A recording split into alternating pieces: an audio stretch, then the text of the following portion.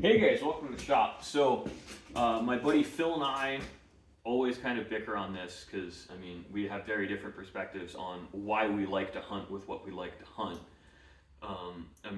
I have a preference based kind of more on the technical side of things, and I'll let Phil explain his perspective, and Phil can show you his top five first.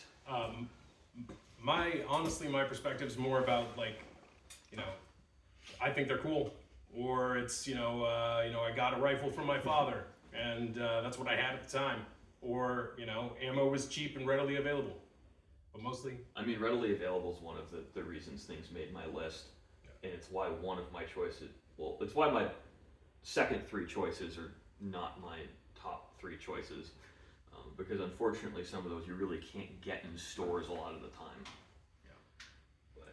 So my number one's the 270. First hunting rifle I got. Ammo was cheap, so was the rifle. Well, yeah, the 270s, the funny thing is, when I bought the Howa 1500s I built on, I got the other one off camera, the 270s go on sale for about $50 cheaper than the 30-06, and you're more likely to see 270 ammo on sale, which is kind of a nice thing about it, but the barrels don't last as long if you're a higher volume shooter. Like a lot of the 30-06s shit the bed around like 3,000 rounds or so, 3,500. I've seen them go longer, but it's usually the higher quality barrels with really good cleaning. Yeah, and I was gonna say my 270 is just an old Stevens with the junk stock on it. I've been working with him to talk about a new stock for it. But I'd leave the stock on it. Honestly, like the synthetic stocks are kind of nice for bang around guns. It's true. That's true. But I have that other 270 too. Oh yeah, the highly polished turd. The highly polished turd. Oh yep. God. You got, well, if you follow Greg, you've seen it. Yeah, that thing. Well, that was actually really weird because that's a Howa 1500 receiver and bolt that was finished machined in the U.S. and it's all inch parts. It's really funny because everything looks like it should interchange, and it's a non-standard but it's still 16 TPI barrel shank. Yeah, because we were gonna put that other barrel on it. I was some pissed when it wouldn't work. Well, threading was totally different. Everything else was Howa, but that was. Well, it's also uses quarter 20 trigger guard screws. This is a Raptor arms. We're getting off into the weeds. We'll talk about that in another video. Yeah, number two. My number two choice is 30-30 because which he kind of gives me a hard time for, gives me shit because I kind of like cowboy guns. It's just kind of my thing. I like Western movies. I grew up watching them with my old man. I like cowboy guns. I just don't like the cowboy gun owners anymore. That's fair. That's fair. The 30-30, out of right now for the last couple of months, I mean, what I see show up in my shop is 30-06 and 30-30 hunting rifles. I would say there's probably more 30-30s in the woods in this region than anything else by a long stretch. Well, absolutely. I mean, with the topography, like in the number of trees and stuff, yeah. It's light, it's versatile. You don't even have to put a scope on it. Iron sights is all you need. Yeah. I mean, this is my post 64. I see a lot of post 64 Winchester 94s, and I think they get bashed unfairly. Like, yeah, they're cheaper, and yeah, the stamp lifters aren't as strong as the old ones, but I mean, the 30-30 is on my list, and it's not really the caliber, it's the guns they come in. And I really think around here where like a 75-yard shot is long, there's no reason to go with something more energetic. No. And I mean, that thing's so, I have Marlin 336, that thing's so light compared to my Marlin, yeah. And that's like, so a woods carry, like that thing. You can't beat it. It's awesome. They're just, basically you can't really go wrong. Actually, I forget the Savage Stevens bolt action 30-30s are really nice too. Oh yeah. Like they're one of those things, they look like pieces of crap when you pick them up, and they feel really cheap, but they're light, and all of the ones that have come through here are surprisingly accurate for what they are. Nice. So there's really no knocking those. Oh, that's awesome. No, but yeah, my third one is 300 Savage. I'd never had one before, never shot one before. I mean, I think, well, you had this before me. Yeah. This is a funny story how we got a hold of this one. So somebody had come into Greg to have some work done on his guns, and he had this and wanted to get rid of it, and I got it for a deal and a song, and I think you bought it for the prices of like 3 or 4 boxes of ammo. Yeah, and it was nothing. Yeah, and the old scope that came on it was just awesome. I mean, it's got the original side saddle or mount on it. It's just a cool gun. He's since made it look a lot prettier. I checkered it. Yeah, well, what? I mean, you restained it, didn't you? I stripped it and I just used a tinted finish because that old, like the Remington spray-on finish of this year, once it wears through, the walnut underneath looks like junk. Right. But I mean, it was veritably no recoil, super accurate for, pretty much any distance we tried it at once we got it sighted in well. Turns out you got to tighten the scope bases. That was one of those things. I have not done that in a very long time. Well, it's one of those things, like you said, it's easy to overlook. You take it down, you clean it up, and then you get it back on. And we couldn't figure out why it was all over the map, and then fixed it with a pair of pliers. Yep. But yeah, the 300 Savage is really nice. Like that's on my top 5 list too, because it perfectly splits the difference between a 308 Winchester and a 30-30. And I really like it because like it's moderate recoil. I think one of the things I see with a lot of customers is like they fixate on Magnum cartridges and too much muzzle energy, and they get really lost in like power and they forget shot placement. And my list is, other than the 30-06, is cartridges because they're really easy to shoot, but it's ammunition you can still reasonably get in stores. Yeah, that was the only thing about the 300 is getting ammo for it. If you search, you can find it reasonably priced, but yeah, it's available pretty consistently. I mean, if you're out of season, it's I reload, but yeah, if you're a reloader, you can form 300 Savage cases out of 308 Winchester. It's trouble, but it's doable. If you got the components anyway, it's worth it. In all honesty, with ammo prices today, 300 Savage really is no premium over anything else. I remember jumping for joy because I got a box of 35 Whelen for like $40. Next on mine is 30-06. I won one at a gun show. I'd shot one plenty of times, but it'd always been my friends. I wanted one because this is our that's 30-06. We both kind of shoot this one a lot. Yeah. This is a fun gun. It's a very fun gun. That's smoother than that Browning I got. Well, that's also because it's a little bit heavier. Yeah. And the thing with a lot of the factory guns I see is that they have like this gigantic protuberance cheek piece, and it really increases perceived recoil. Putting a good stock together and like actually fitting it to you, like Phil and I shoot with like a 3/4 or half-inch longer length of pull, but all of our other measurements are almost the exact same. So a gun that fits me well, he'll find comfortable to shoot. Yeah, I was gonna say I think that's the big difference, because looking at the stock on this versus that Browning I got that factory stock, it's so clunky looking, and it's just chunky, like you said, and the depth is so, it looks like a boat paddle. It really is. I've always had a thing. I like Monte Carlo stocks, don't get me wrong, but a Monte Carlo stock has to be thin or else it's going to slap you in the cheek. Yep. And Weatherby's really been bad. Like their stocks are getting thicker and thicker and thicker over time. Yeah. I guess they figure if you missed your moose or your bear, you can just fight them off with it. I don't know. Yeah, I love the 30-06. The only thing about it is I find if you have too short a barrel on it, like I don't want to go shorter than 22 inches on one, because the muzzle blast is disorienting. Yeah. A lot of the Remington 7600s I cut down for people are like 18.5 inch or 16.5 inch 30-06s, and even during the day you're throwing fireballs. Yeah, I wouldn't. They're concussive. Yeah, wicked. You can alleviate that somewhat with certain powder choices though. I just think like the 30-06 is really, really good at killing stuff. Yeah, I was gonna say, and that's the other thing is versatility. I wanted one originally because every year I do the moose lottery. I've never won it. Do you still enter? Well, not since I moved, but when I lived in Maine, I'd enter the moose lottery every year. But down here, there's plenty. There's nothing like northern Maine. The biggest moose I'm aware of was shot with a 243 Winchester. Right. Yeah, you don't need this for. Yeah, and that's a lot of the things like customers fixate. I deal with a lot, especially in custom guns, and they want like these huge calibers, and I really try to talk people out of it. In all honesty, like you'll see with at least my personal rifles. This is no longer the highest muzzle energy firearm I own, but I don't own any rifles personally, except for one my dad gave me, that are not based on a 30-06 case or smaller. because it's just been my experience, you know, across all the customers I deal with. You just don't need more than that to kill stuff. No. I mean, a lot of even brown bears are killed every year with a 30-06. Yeah. It's projectile choice makes a huge difference. Like Yeah. deer and black bear, I think you can buy anything at a gun store and kill them with no problems. Yeah.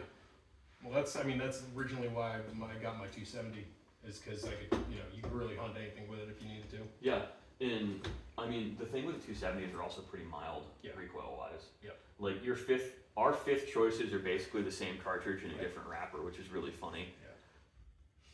Mine last one's 7x57 or 7x57. I actually got it from him. The custom built rifle thing's freaking beautiful. I mean, that's this guy. It's sexy. He did an amazing job. I like how as soon as you open the bolt, it catches the edge of the. I know. Yeah. That was completely by accident. Is that a feature? No. Yeah, It's just a little spring loaded on that. Yeah, and he turned me on to the scope too. Primary arms, I mean, they just. It's a really, like, this is my vision if you're going to get a bolt gun in New England. Yeah.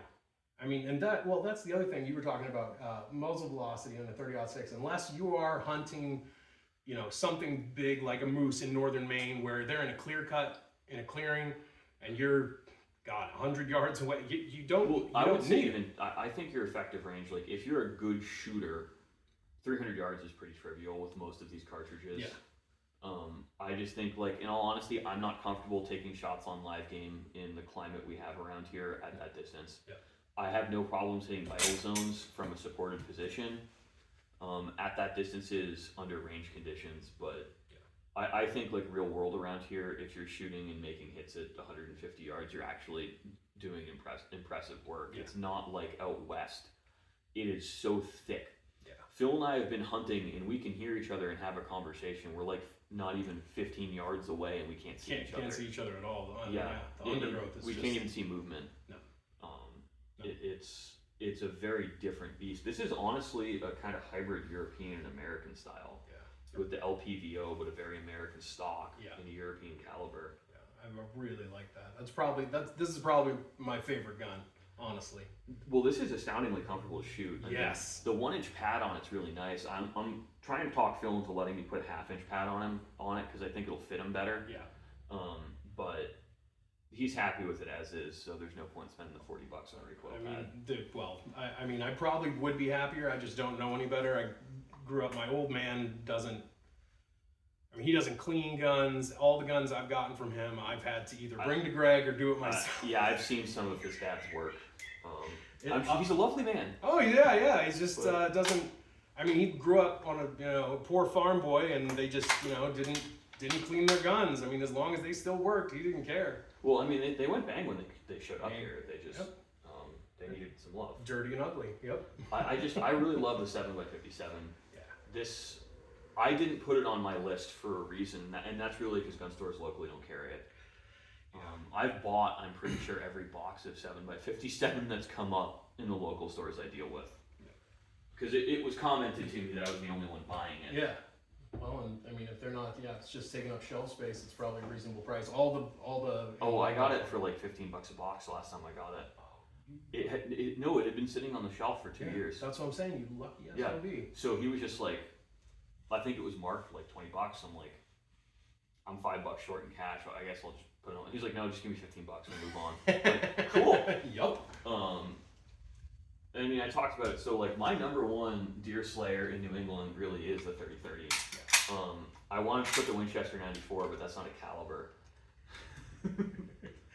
Well, but that's probably, in my experience, in both here and Maine or other places, other parts of New England, that is the number one woods gun that everybody has, and people love it because it's reliable, it's lighter weight, it's sturdy. They're really good at killing stuff. Yes. Like it checks all the boxes we want around here. Not to mention with that kind of sight and the fiber optics. And the fiber optic, you can be a. I just completely take the apertures out. There's you don't need it. Yeah, well, you can still honestly shoot like.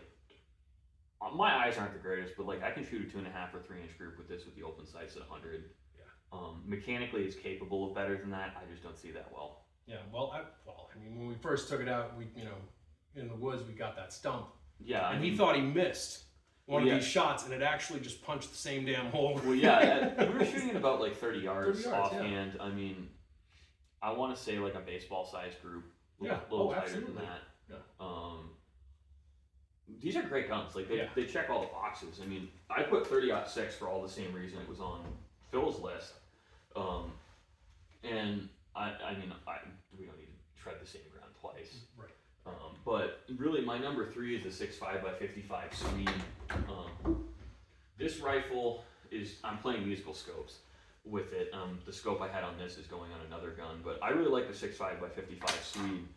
It's somewhat available. Now, it's not as available really as the other rifle cartridges on this list, and it's probably the least available of everything we've talked about so far. Yeah. But you can still get it in stores, and this is basically a 6.5 Creedmoor. If you're not familiar with it, you get a little bit more muzzle velocity in some loads, but not always. I really like it because it's a low pressure cartridge with tremendously good barrel life, and to me that matters. Like I have a 6.5 by 55 that's going strong after about 4,000 rounds. Mind you, that's with good cleaning schedules, and like I do moderate loads in it. I use full power 6.5 by 55. You can step this up and use 6.5 Scandinavian load data. You are married to Vitaviori powders, but I mean, this has some headspace if you're using a modern action. You're not limited to like, 50,000 PSI. I just really like it because in factory trim, I find the lower pressure, it's a little bit less concussive when you shoot it. So when you're shooting without ear pro and you don't have muzzle flash either, like I think it's a really good caliber. And it's great for older people who are recoil sensitive, especially if you have arthritis. Absolutely. Now, I picked the 300 Savage for the same reason Phil did, and that's simply put because I think it's neat. Right. Like, it just has a certain amount of panache, and the guns it shows up in like this are really purpose-built deer killers. Yeah. And they're just, I mean, it's just not as frequently seen a caliber, so the guns are also usually older and People more tend to take care of intriguing. them. Yeah. Well, I'm starting to see a lot of Savage Model 99s coming through the shop too. But my last caliber is actually 7mm 08, and that's for the same reason Phil's likes the 7x57, but it's something you can actually find in stores around here. Right. And that's a big factor. Like the 6.5 had to make the list because I just love it so much. But everything else, like if you're shooting it, you got to be able to find it in stores. Otherwise, it doesn't matter. Right. But I think we have some fun honorable mentions. I'm gonna rattle them off, and then grab 2 things from off screen. But I think my number 1 honorable mention, just because I think it's hilarious, is the 35 Whalen. It's massively overkill, I think, for anything on the East Coast. It's really like, I want to go hunt something in Africa, but I'm too poor to go buy a full-length Magnum. It's basically the 9.3 by 62 Brennecke. Or not, no, that's the 9.3 by 64 Brennecke. I'm thinking of the 9.3 by 62 Mauser. They're functionally identical. The 9.3 by 62 Mauser runs a little bit higher pressure, but honestly, if you're loading the Whalen to 60,000 PSI, like most people who shoot it are, there's no difference. And obviously the 308 win, like super popular. Yep. It's a 308. We don't need to discuss it. I think the 35 Rem in a way should have made our lists because it's such a classic around here. That's true.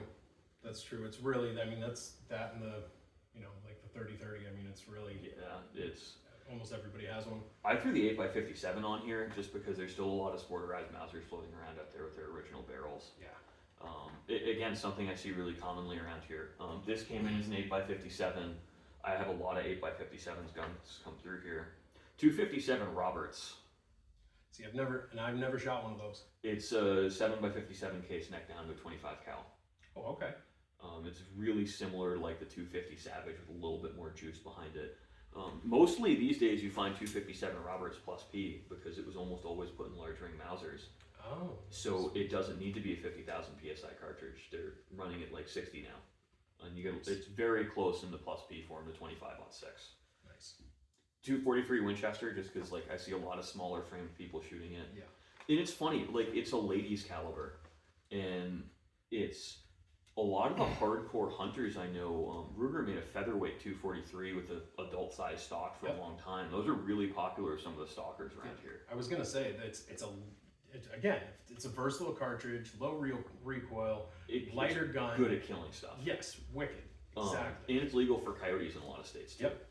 And I put the 6.5 Creedmoor just because like it's grown in popularity so much it's hard not to say that it's a good cartridge. I mean, it's everything I say about the 6.5 by 55 can be said about the 6.5 Creedmoor. But I'm gonna go grab our wild card rifles and then we can talk about some of our wild card cartridges. Sounds good. So I think both of these are gonna rustle some pennies. Where this rifle I actually rebarreled at the time of recording yesterday. It's a 35 Wayland. Neither of us have shot it yet, and I haven't shot one in years. And Phil's never shot one, so I think he's gonna be excited by it. I'm very excited. But I mean, that's my auto loader, large frame AR in 308 Winchester. Which I mean, Phil, how do you feel about going deer hunting with something like that? I mean, don't not wear ear protection. Period. We took this at the range, and I think I lost some those things in your ears that help you hear. Well, that's also because of the powder I was using. Yeah. So because I load 30-06 and 6.5 by 55, I don't want to burn up the powders I'd use in 223 or 5.56. So I'm shooting this and loading it with powders that are a little bit slower for caliber than normal. Yeah. And that only has an 18-inch barrel. Yeah, when you use the word concussive, every time you say that now, this is what I think. Yeah, of. when you're shooting it, it's very pleasant. It's it extremely really soft shooting. Yeah, I was shocked because when I just listened to and watched him shoot it before I shot it, and I was like, oh, this is gonna be fun. It was really funny because kick. like the guys we were at the range with, it was like the tactical Timmies and they're dressed up with their suppressors. Scared the bejesus. Well, one of them almost dropped their gun. It was hilarious. That was kind of funny. Yeah, he was posted up. He was about to shoot. Well, I'm like, it's a shooting range. It's gonna be loud, bud. Right. And he had earplugs and the expensive, $300, limited reverberation. Yeah. And it still about made him drop his. Yeah, that's a choice with some chest hair. I really enjoy shooting it. I was gonna say, I thought it was incredibly manageable. It's not super heavy as nearly as heavy as you'd expect. Well, I thought about pulling the barrel and turning it down, but honestly, I'm too lazy because really all I use that for is shooting garbage. Yeah.